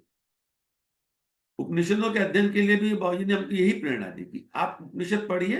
हमने कहा समझ में नहीं आता, बोले उसमें जो एक लाइन भी समझ में आती है वही आपके लिए। इसी मंत्र को लेकर के आगे बढ़ते हैं स्वाध्याय के क्रम में कि आज क्या बात समझ में आई, आज जो बात समझ में आ रही है, यानी आज ईश्वर का हमारे लिए यही निर्देश है, और इसको हम समझें और उसको खूब चिंतन मनन करें। चिंतन मनन करने से वो हमारे अंदर में बनती है। जैसे गाय भोजन करती है, खानी है, चारा खाती है, और चारा खा करके एक जगह बैठ जाती है, फिर उसकी जुगाली करती है, जुगाली करके उसको पचाती है। यही इसमें साधना का क्रम है। साधना जो है उपासना के माध्यम से जिसको प्राप्त किया, उसको हम जुगाली के माध्यम से अपने अंदर में पचाएं, अपने अंदर में उसको खूब आत्मसात करें, उसको ग्रसित करें, डाइजेस्ट करें अपने अंदर में। और जब वो हो जाए तो गाय जब उसको चबा करके खूब पचा लेती है तो क्या करती है, उसको दूध के रूप में परिणित कर देती है। दूध के रूप में परिणित कर देती है अर्थात वो सबके लिए लोकमय बना देती है। अब उसका उपभोग कर सकते हैं। हम घास खा करके दूध नहीं निकाल सकते, पर गाय हमारे लिए घास खा करके दूध में परिवर्तित कर देती है। उसी प्रकार गायत्री के इस ज्ञान को हम प्राप्त करें, बचाएं और अपने आचरण से, अपने व्यवहार से लोगों के सामने रखें, ताकि लोगों का भी कल्याण होता चला जाए और इसको हम, इससे पूरी सृष्टि का कल्याण होता चला जाए। ये जो ब्रह्म है, जो इसी पंचभूतों में, इसी संसार में बसा हुआ पड़ा है, इसको हम देखने का समय प्रयास करें, कण कण में उस सत्ता को देखें, तो वह बात आ जाएगी। तो यही ये बात हमको वापस ईशावास्य उपनिषद के उसी सूत्र की ओर ले आती है, जहां वो कहता है कि ईशावास्यम इदम सर्वम, कण कण में वो विद्यमान है। ईशावास्यम इदम सर्वम यत्किंचित जगताम जगत। तो गाय जब वो तब होगा जबकि इसको हम पचा लेंगे, जान लेंगे, समझ लेंगे, आत्मसात कर लेंगे। और एक लाइन और इसके आगे दी है जो कि वार्निंग के रूप में भी इसको हम समझ लें, जहां गुरुदेव लिखते हैं कि ये विद्वान ये समझ लेते हैं कि हम इस यज्ञ के जानकार हो गए, वैसे नहीं जानते। तो जब हम इस बात का दावा करते हैं कि हम गायत्री को जान लिए हैं, मतलब अभी हम गायत्री को नहीं जानते। और जब वो आत्मसात हो जाएगा तो ये कहना नहीं पड़ेगा कि हम जान लिए हैं। फिर तो हमारे हर वाणी से, हमारे हर कर्म से, हमारे हर चिंतन से, हमारे हर चाल से, हर जगह से गायत्री निश्रित होगी, गायत्री समझ में आएगी, गायत्री यज्ञ निकलेगा, यज्ञ निश्रित होगा। और तब ये बताना नहीं पड़ेगा कि इसको हम प्राप्त कर लिए। भृगु और वरुण की कथा में जब यह आया कि जब आनंद को प्राप्त कर लिया तो वो लौटे नहीं, अब प्राप्त कर लिया आनंद को, अब आने की क्या जरूरत है। तब तक तो बार बार एक ही बात कही गई, तब करो, तब करो, तब करो। तो इस जो गायत्री उपनिषद के अंदर में जो वर्णन गायत्री के तत्व दर्शन का दिया, और इसमें से अपनी भाषा में जिस प्रकार उस बात को समझ पाया, थोड़े शब्दों में वो मैं आपके सामने रखने का प्रयास किया। जो आदेश दिए मिला है उस आदेश का पालन किया। और आशा है कि ये बात सबको समझ में आएगी और हम सब इसके ऊपर चलने का प्रयास करेंगे। तो इसी के साथ समय भी हो गया है, मैं अपनी वाणी को यहाँ विराम देता हूँ। आदरणीय बाबू जी को प्रणाम। बाबू जी अब आप इसको आगे इसका और विस्तार करें और प्रश्नोत्तर में किसी के जो प्रश्न हो उनके भी उत्तर का प्रयास करें। प्रणाम सभी। जी बहुत बहुत धन्यवाद भाई साहब। इसको जो है आपने ये उपनिषद इतना गूढ़ है, गहन है और इतना विस्तृत है। और ये सबसे बड़ी बात है कि आपने इसको एक ही कक्षा में जो है इसका पूरा सार प्रस्तुतिकरण कर दिया है। तो ये बहुत ही उपयोगी है हम सभी के लिए कि उसको जो है एक ही कक्षा में किस तरीके से उसको समझाया है। तो महत्वपूर्ण तत्वों को आपने पूरा इसको बड़ी सुंदरता से हम सभी के सामने जो है इसको रखा है, ताकि हम लोग जो है इसको संक्षिप्त में इसके गूढ़ रहस्य को कैसे समझ पाए।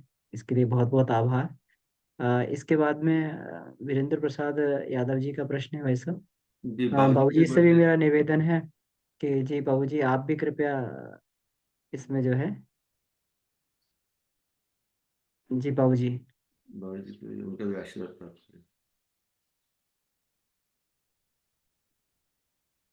जी जी, आपको जी को प्रणाम, बहुत बहुत आभार। एक से एक जीनियस रिसर्च स्कॉलर हैं आप लोग, तो बहुत प्रसन्नता होती है। गुरुदेव ने कहा कि एक टीम हो, ऐसा जो रिसर्च टीम भी होना चाहिए। तो इस ग्रुप में जितने लोग हैं सब अपने आप को प्रिपेयर करें, अपने अनुभवों को, स्वाध्याय को, और लंबे अपने जो क्रिया योग है गायत्री का, उससे जो अनुभव मिलता है निषेधक स्वाध्याय से पूरे विश्व के सामने रखा जाए, ताकि लगे कि भारत करवट बदल रहा है। यहाँ के जो जीनियस लोग हैं अध्यात्म में भी, तो फिर से वो जुगा रहा है कि भारत का हर बच्चा उपनिषदों के प्रकाश में चमकता है और पूरे विश्व को प्रकाशित करता है। हम लोग चाहेंगे अमन जी की प्रश्नोत्तरी हो तो कुछ चर्चाएं हो उस पर। उपनिषद से जुड़ा हुआ। जी जी बाबू जी। तो या इसमें कोई भी, हम जब आते हैं सामने तो कहीं से भी कुछ पूछ लीजिए, कुछ भी, ये आपको साधना क्रम में आता हो या कहीं भी, तो उसका लाभ मिलेगा। और पढ़ने में कहाँ नहीं है, खास करके विषय से जुड़ा हो तो अच्छा रहेगा।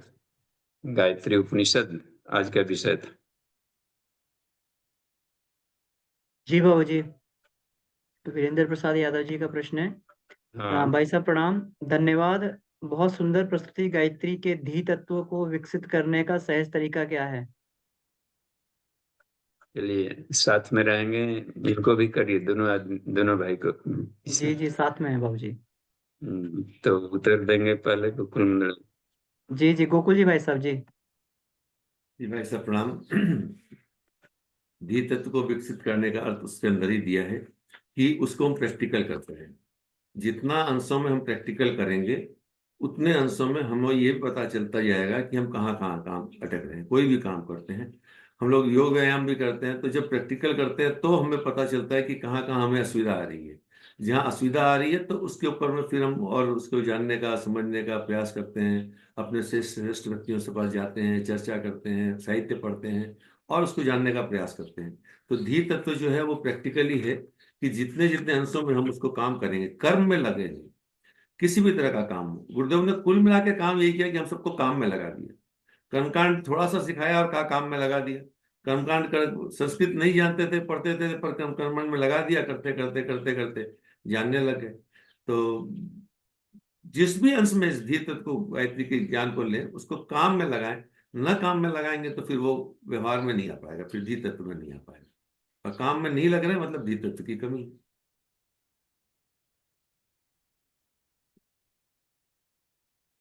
और जी इसको और विस्तार करें। आचार्य, चूंकि वो चैटिंग में प्रश्न है इसलिए आमने सामने बोल नहीं सकते वो, तो हमें लगता है कि क्लियर हो गया होगा। और धियो यो न प्रचोदयात में उन्होंने ये सब किया कि बुद्धि को प्रेरणा मिलती है।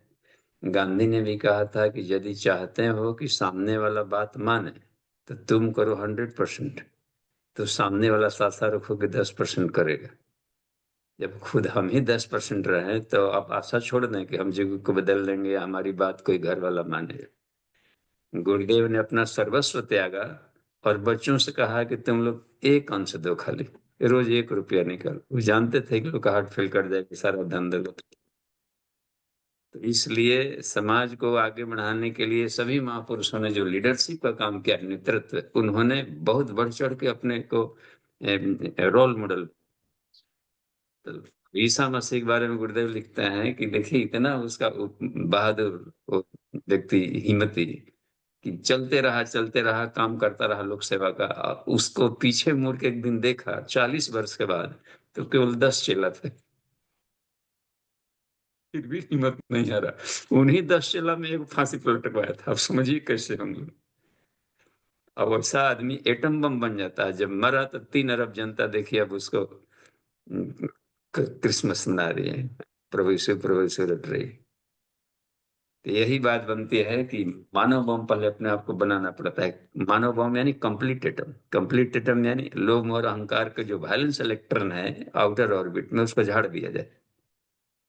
तो वैलेंस इलेक्ट्रॉन नहीं रहेगा तो संसार से आसक्ति खत्म होगी उसकी, और संसार में एकदम फ्री इलेक्ट्रॉन, इनर्ट गैस बनकर चलेगा। तो वैसा आदमी काम का होता है। चलिए ठीक है, धन्यवाद। आचार्य जी, देखते हैं अमन जी, जी हैंड्रे जाने लगा। राजेंद्र थापा जी। जी चलिए। बाबू जी प्रणाम। हाँ गोकुल जी प्रणाम। चलिए थप्पा गोकुल जी। गोकुल जी प्रणाम। और आपको अच्छा थप्पा जी, अभी एक और बता दीजिए, यहाँ तो काफी ठंड आ गई है, नेपाल में कैसा है टेम्परेचर? जी, नेपाल में भी बहुत ठंड है बाबू जी। हाँ, यहाँ हम जहाँ पर है अभी 4 डिग्री है यहाँ। ये अच्छा। सोन नदी किनारे है डेरी ऑनसन जी। चलिए प्रश्न करिए। जी बाबू जी। और अमन जी, गोकुल भैया को हम अमन जी के मार्फत यूट्यूब में बहुत उनके प्रोग्राम गायत्री का देखते रहते हैं बाबू जी। आज ऐसा मौका मिला ताकि हम गोकुल जी के बाबू जी के मार्फत उसका क्वेश्चन भी शोधूं, क्वेश्चन भी पूछ लूं। तो बात ये, गायत्री का जो हम लोग ध्यान करते हैं, जप करते हैं, ओम भूर्भुवः स्वः, जो हम लोग का वो बॉडी के पार्ट में हम लोग उसको इमेजिन करते हैं, लेकिन वो सार तत्व को कैसे इम्प्लीमेंट किया जाए, जहाँ हम लोग वो बॉडी के जो जो अंग में वो कुंठित होता है, तो उसके अभी गोकुल भाई साहब ने बताया एक एक मीनिंग का, वो गायत्री उसमें भी है, महाविज्ञान में भी है, पढ़े हैं। लेकिन इसका सही उपयोग किस तरह से किया जाता है, उसका मेमोरी पावर किस तरह से अ, बढ़ा जा सकता है, जैसे कि ओम भूर्भुवः स्वः तत्स का मीनिंग इसका किस तरह से जानना चाहिए। सवितुर्वरेण्यं भर्गो देवस्य धीमहि धियो यो न प्रचोदयात्। वो बॉडी के जो जो पार्ट में, वो तो अभी थोड़ा थोड़ा वो मंद उसमें उसको मनी मनी से हो ही जाता है, उसमें भी कंपन आ ही जाता है, लेकिन जो मीनिंग है उसका कैसे वो, कैसे इसका वो पहले पाठ किया जाता है। जी आप कहना चाहते हैं लेकिन शब्द नहीं मिल पा रहा है जी कि अपने भावों को कैसे कहें। तो जहां जी तक हम पकड़ पाए हैं कि आप क्या कहना चाहते हैं, तो उस आधार पर बता रहे हैं जी बाबू जी। कि गायत्री महामंत्र जिसे उच्चारण कर रहे हैं, जप कर रहे हैं, तो इन जो भी आज का क्लास हुआ और ये है वर्क प्लस और भी जो गायत्री महाविज्ञान में लिखा हुआ कि तत्व अक्षर यहाँ के लिए, तो स जी जी अन्यत्र और भी इस यहाँ पर काम करता है, तो उस पर हम ध्यान करके करें कि इसका वाला करें, तो फिर जा करके अब इस सबको हौच पौच को हम कैसे सरल बनाएं, हैं? जी बाबू जी। हाँ, जी तो देखिए पहले तो सभी को एक लाइन में, क्योंकि गायत्री मंत्र बोलने में आपको लगा मान लीजिए कि 3 सेकंड, जब 5 मिनट में एक माला हो जाता है, इसका मतलब है कि एक बार बोलने में 3 सेकंड पड़ा। जी हाँ, तो 1 मिनट में 20 बार पड़ा, तो 5 मिनट में 100 बार पड़ा मान लीजिए। तो ये सबसे अधिक रेजोनेंस पैदा करता है नेचर में, ये देखा गया। इसकी वैज्ञानिकता की कंपन कराने का क्या है तरीका है। उस हालत में शरीर के भीतर की हर परमाणु प्रति सेकंड 34 अरब कंपन करते हैं, तो आदमी का अपना माइंड पूरे यूनिवर्सल हो जाता है उस समय।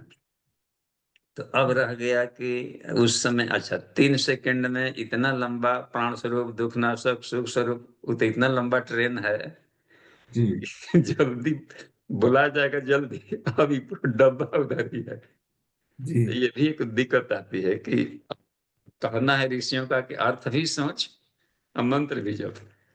जी तब जी तो अर्थ सोच के बोलते रहने पर तब 5 मिनट का हमको लगता है कि 15-20 मिनट लग जाएगा सिर्फ हाँ एक माला करने में। जी जी सही। अब हाँ, तो इन दोनों रफ्तार को एक साथ कैसे कर।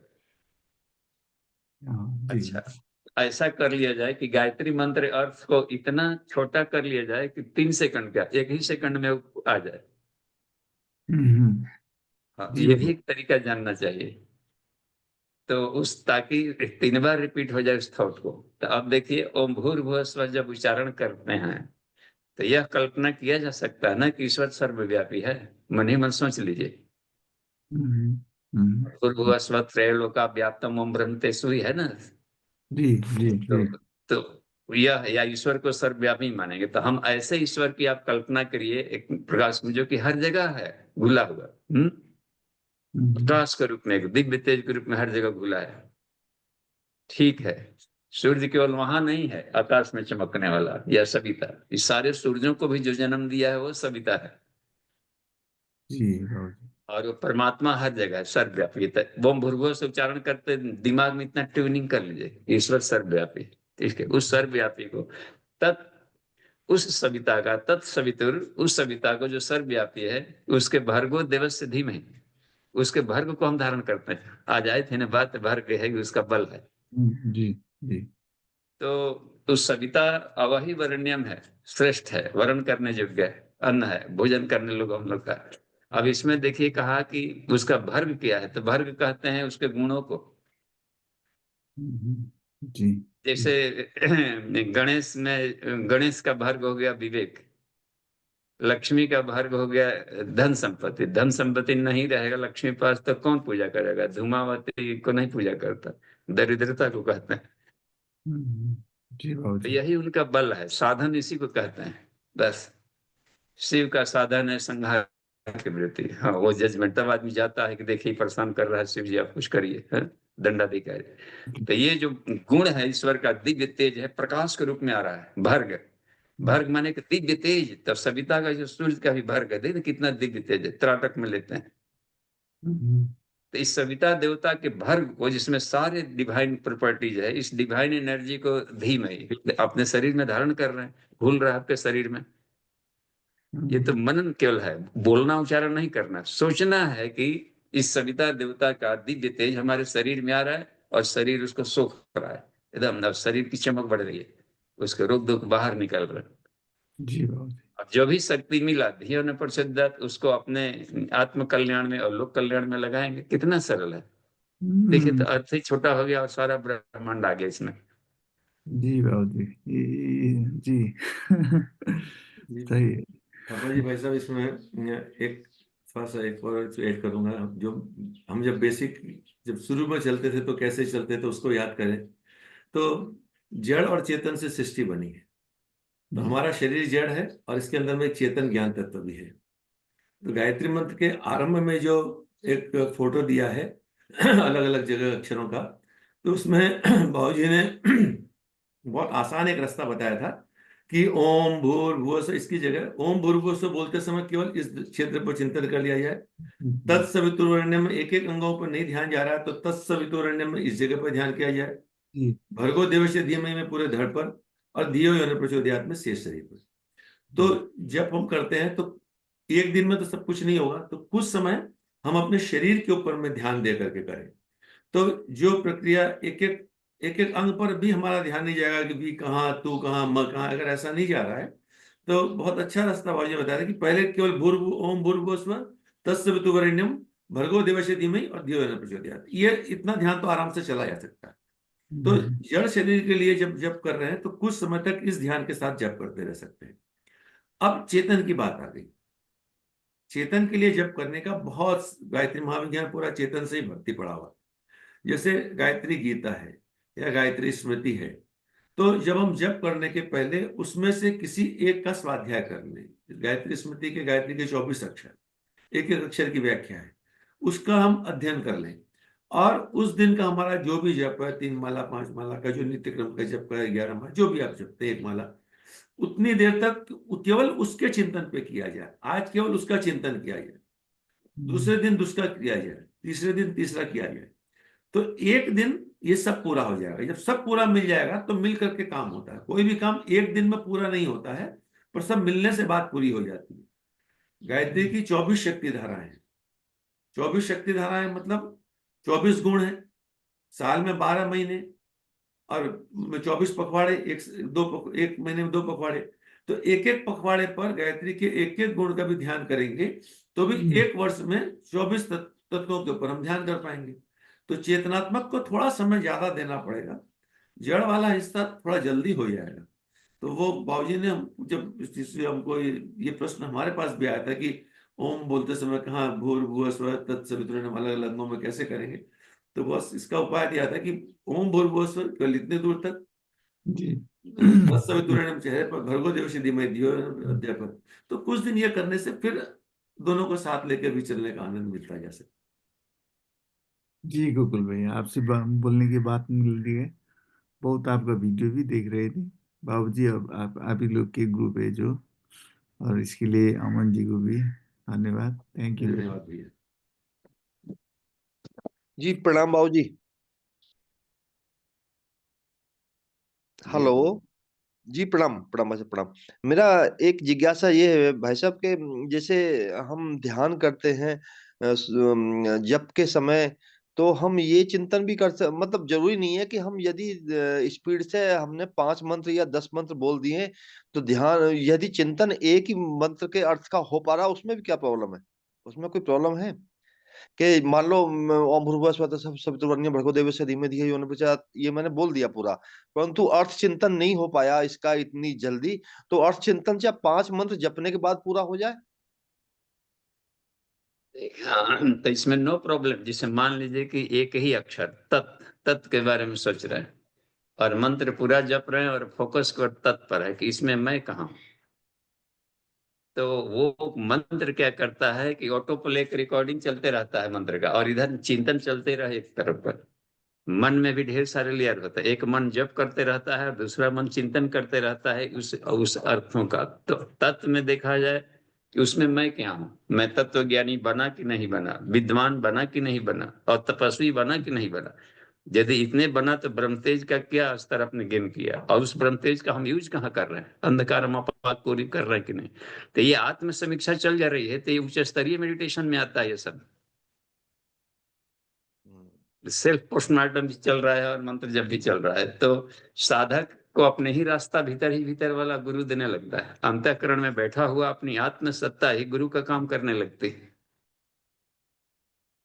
जी बाबू जी। उसमें फिर मिल जाएगा, तो इसमें नो प्रॉब्लम, ये और गहराई वाला लाभ मिलेगा। जी जी प्रणाम बाबू जी। जी प्रणाम। चलिए नेक्स्ट।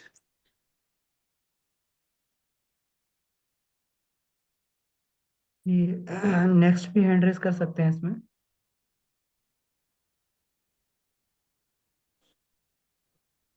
सब लोग सिद्ध मुनि हैं या फिर सोच रहे हैं कि हम पूछें नहीं पूछें, या फिर जाकर के प्रश्न अचानक तैयार नागेंद्र नहीं बाबू जी। रहता है। जी नागेंद्र जी भाई साहब का हैंड रेज दिख रहा है। प्रणाम बाबू जी।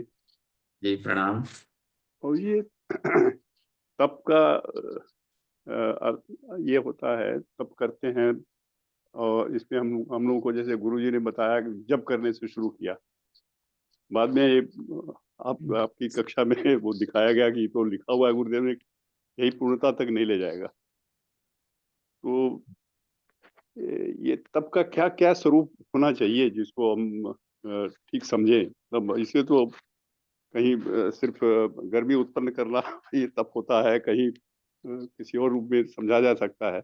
इसका सर्वभौम रूप क्या समझे हम। तो उसमें जहां पर गुरुदेव लिखे हैं उसको कि जब से पूर्णता तक नहीं पहुंचा जा सकता, तब फिर उसका उत्तर भी दिए हैं। तो फिर हम जब हमें क्या फायदा देगा। इसमें लिखे हैं कि जब से मनोभूमि की शुद्धि होती है, मनोभूमि की जुताई होती है, पथरीला मन थोड़ा उपजाऊ हो जाता है।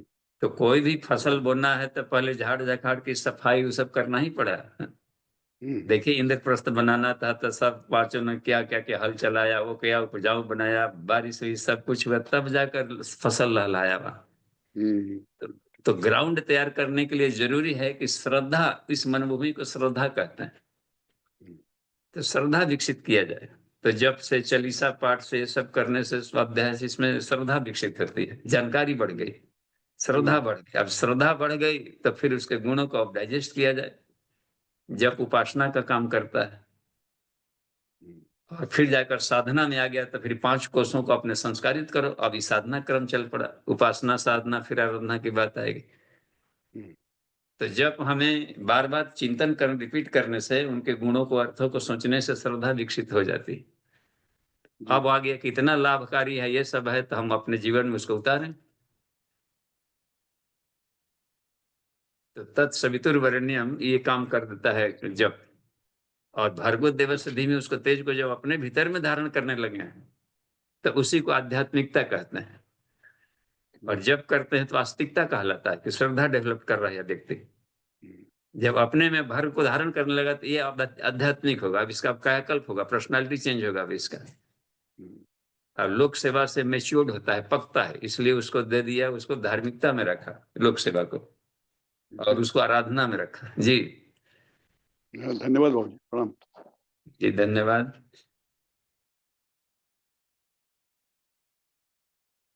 एक और हैंड रेज है क्या? गोयल जी। नहीं, हाँ गोयल जी का है। हाँ जी प्रणाम, गोयल जी कहा जाए। बाबू जी, जैसे हम दूसरों के दुखों में शामिल तो होते हैं, या सुख में शामिल तो होते हैं, लेकिन पूरी तरह भीतर से जो दुख होना चाहिए वो नहीं होता, या जिस पूरी तरह से उल्लास होना चाहिए वो नहीं होता है। तो ये तो अपने अंदर बहुत बड़ी कमी लगती है। हाँ, तो उसको अब देखिए, अब तो डॉक्टर मरीज पास गया, डॉक्टर गया या मरीज डॉक्टर के पास गया, तो मरीज तो रो रहा होता तो डॉक्टर तो रोएगा नहीं, जी मरीज सब थोड़े चिल्लाएगा। जी अब वो भी चिल्ला सकता था जब वो रोग उसके भीतर होता है, तब पता जी चलता है कि पेट दर्द में और इसके दर्द में कितना कराहा जाता है, जी लेकिन उसके पास है नहीं। तो चूंकि आपके बॉडी में घटित नहीं हुआ है तो साफ है कि उतना पेन फील नहीं होगा। अब रह गई बात कि उसके इमोशन में जोड़े, तो जितना ही बेस्ट फ्रेंड होगा उतना ही दर्द आपका बढ़ेगा, क्योंकि आपने अपने जो कॉस्मिक बॉडी है उसको डेवलप किया। तो संत जब बन जाता है आदमी, तब उसको परहित देखते हैं ना, दूसरों के सुख के लिए अपना सारा जीवन गला देता है। गुरुदेव ने गला दिया संसार के लिए, देखिए तो अब वह कॉस्मिक बॉडी जैसे डेवलप्ड होगा तब उसका दूर से फीलिंग करने लगेंगे। आप ध्यान में भी करेंगे तो आपको अपने सारे फ्रेंड ही दिखाई पड़ेंगे कि उनके लिए हम क्या कर सकते हैं, कहाँ कहाँ जी पर जी जुड़े हैं ये। हाँ, इसलिए इसको नो डेवलप। प्रॉब्लम, लगे रहिए, जी विज्ञान में शरीर को विकसित करने में लगे रहिए। कम से कम जाते तो हैं, कितना दिन तो जाते भी नहीं है पूछने। ठीक है, जी धन्यवाद। बाबूजी, चैट में प्रश्न है सुरेश सिंह जी का। हम्म। प्रणाम बाबूजी, गीता के चौथे अध्याय के 11वें श्लोक में ये यथा माम प्रपद्यन्ते तांस तथैव भजाम्यहम् मम वर्तमानुवर्तन्ते मनुष्यः पार्थ सर्वशः। इस श्लोक में सभी मनुष्य सब प्रकार से मेरे ही मार्ग का अनुसरण करते हैं, का क्या अर्थ है? अब देखिए, अभी हम लोग इन्होंने कहा कि कोई किसी की पूजा कहीं भी करता है, सब हमारे ही करता है, क्योंकि हर जगह मई सर्वम इदम प्रथम सूत्रे मणिगणाइव, संसार के जितने भी पार्टिकल्स हैं, पदार्थ हैं, हमारे चेतना में ही वो सारे मणियों की तरह पिरोए हुए हैं। यानी हमारे सिवा, ईश्वर के सिवा संसार में कोई दूसरी सत्ता नहीं है। इसलिए कोई, और आप भी, गुरुदेव भी तो बोलते हैं कि ईश्वर को ही सर्वव्यापी मानेंगे। तो कोई भी किसी का काम कर रहा हो तो ईश्वर का ही घटक बना, और उसको भले नहीं मालूम है कि हम अपना कर रहे हैं, तो इसी कर्तापन के अहंकार में कर्मफल बन करके फिर जरा मरण में चला जाता है। इसी कर्तापन का अहंकार है कि जो भी कर रहा है संसार में, अच्छा जिस काम से कर रहे हैं तो आप हाथों से कर रहे थे, हाथ भी तो अपना नहीं है, ईश्वर का दिया हुआ है। अपना क्या है करने का? तो इसलिए रह कि सब हमारे ही अनुसरण करते हैं। अच्छा, और भी देखिए, जो बुद्धि आई वो कहाँ से आई? बुद्धि भी अपनी नहीं है, उसको भी ईश्वर ने उत्पन्न किया है। सविता सर्वभूतानाम सर्वभवान प्रसूयते, सारे तत्वों को, सारी भावनाओं को ईश्वर करता है। हमारे अपने आप को जितनी सफाई करेंगे, ये क्रिस्टल है ब्रेन में, उसको पकड़ लिया और इस शरीर के माध्यम से होने लगा। तो साइंटिफिक भी हम ढंग से सोचे तो हर जगह ईश्वरीय प्रेरणा ही काम कर रही है। हमें इसकी जानकारी नहीं है तो फिर शरीर अपने को ले लेते हैं या कहीं और दे लेते हैं। तो जैसे जैसे ये तत्व ज्ञान विकसित होता जाएगा तो ये पता चलेगा कि यहाँ पर सारी किरणा एक ही व्यक्ति कर रहा है, ईश्वर कर रहा है। हाँ, गोकुल जी कुछ कहेंगे? आवाज नहीं आ रही है आपका, आपका बंद हो गया है गोकुल जी हाँ, नहीं, मैं स्पीकर। आपकी आनंद ले रहा था बहुत, अपनी बात की सब कुछ तो ईश्वरमय है। तो फिर तो सुरेश जी का भी कोई खुला हुआ नहीं है, तो देखते हैं चैटिंग और कहीं कुछ है क्या इसमें। सब लोग उन्हीं का, देखो बोले ना कि मैं ही चोर हूं, मैं ही सिपाही हूं, वहां पर आदमी का बुद्धि भ्रमित हो जाता है। तो ये गजब हाल है। हाँ, तो इसलिए कि चोर बनकर सिपाही को चौकन्ना करने के लिए आते हैं। तो खाली ड्यूटी भी कर रहा है, न चोर रहेगा तो सिपाही का ड्यूटी फिर क्या रह जाएगी? पकड़ो, कैसे चोरी आएगा हम पकड़ ही लेंगे। तो चोर लुका छिपी करके बुद्धि को बढ़ाने के लिए, और चोर को पिटवा कर बताते हैं कि चोरी करोगे तो ऐसे पिटाओगे। तो ये तो शिक्षण के लिए एक सारा का सारा डिस्प्ले कर रहे हैं कि हमारे बच्चे इसका आनंद भी लें और जीवन में कुछ प्रेरणा करके अपने आप को जानेंगे।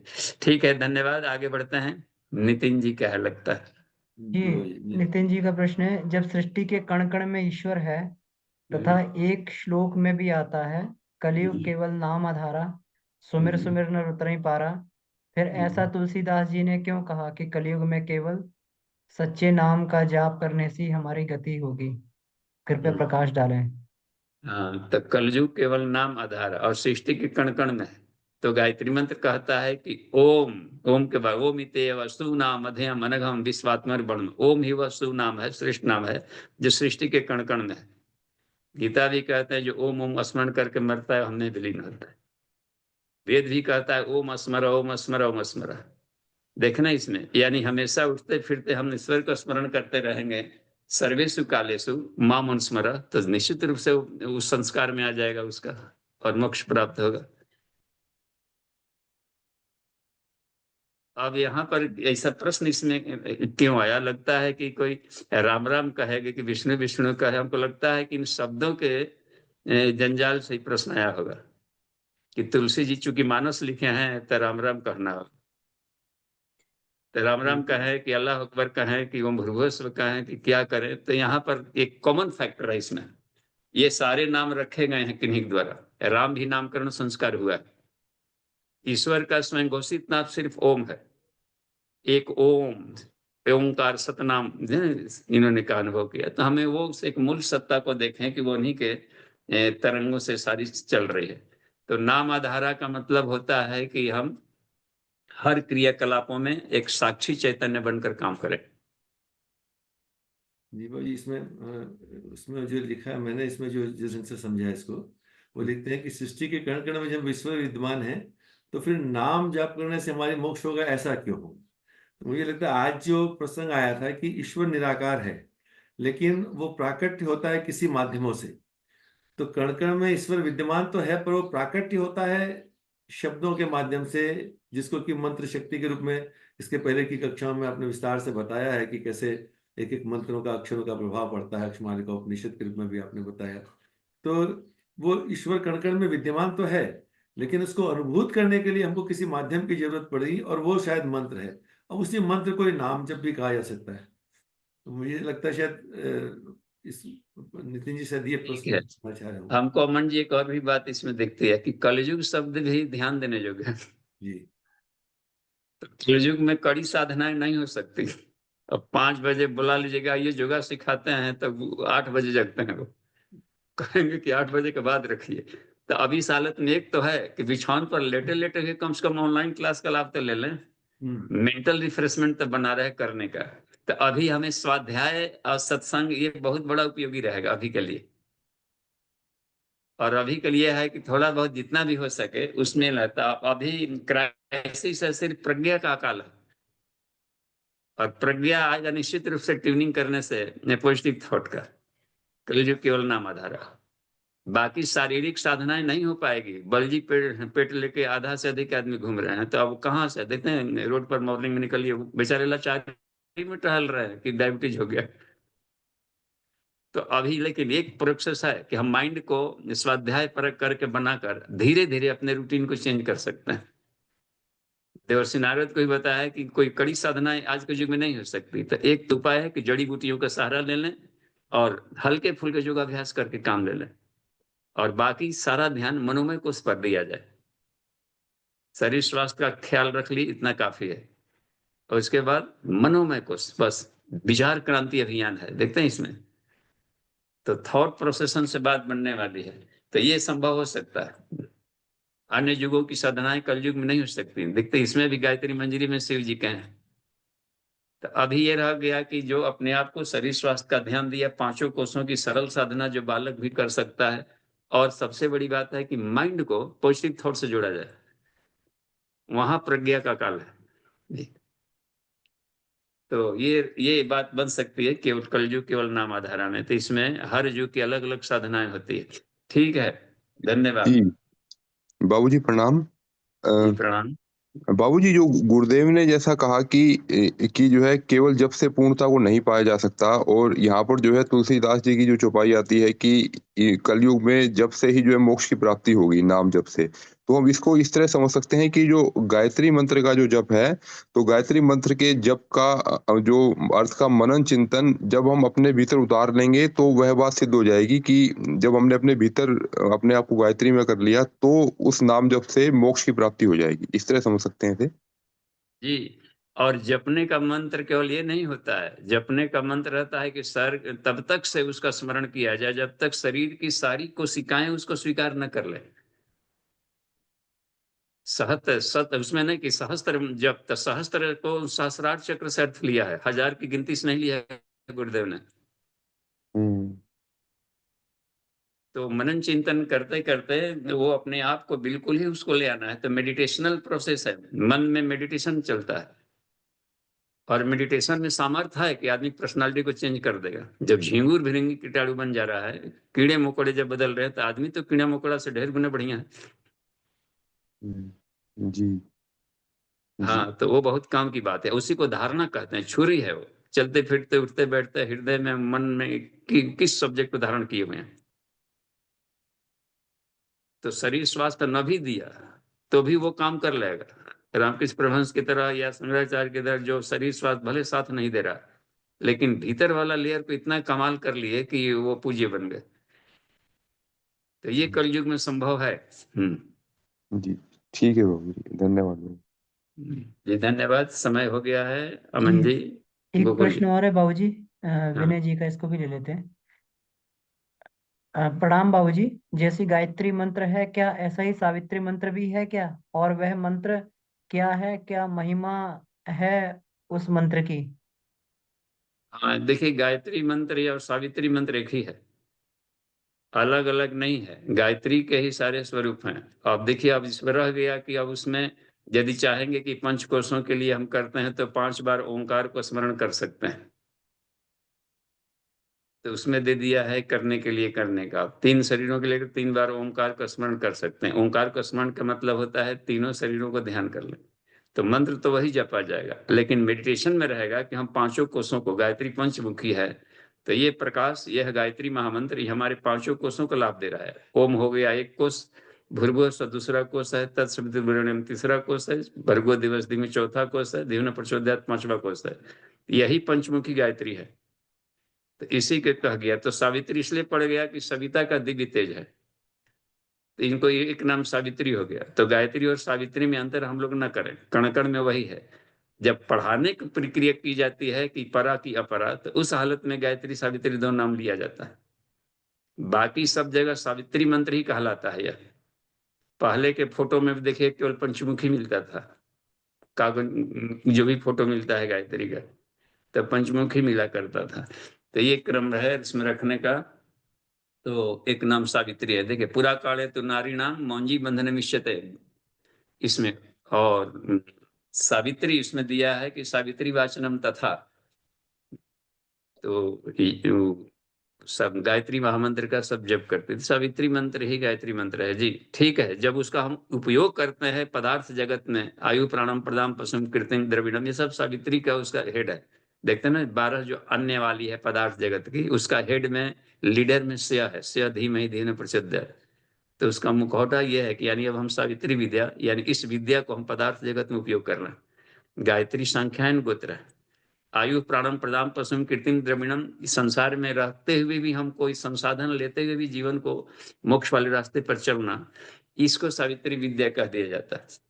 और केवल आत्म विकास के लिए साधना कर रहे हैं तो उसको हम प्योर आत्मिकी में रखते हैं। ठीक है, धन्यवाद। जी धन्यवाद बाबूजी।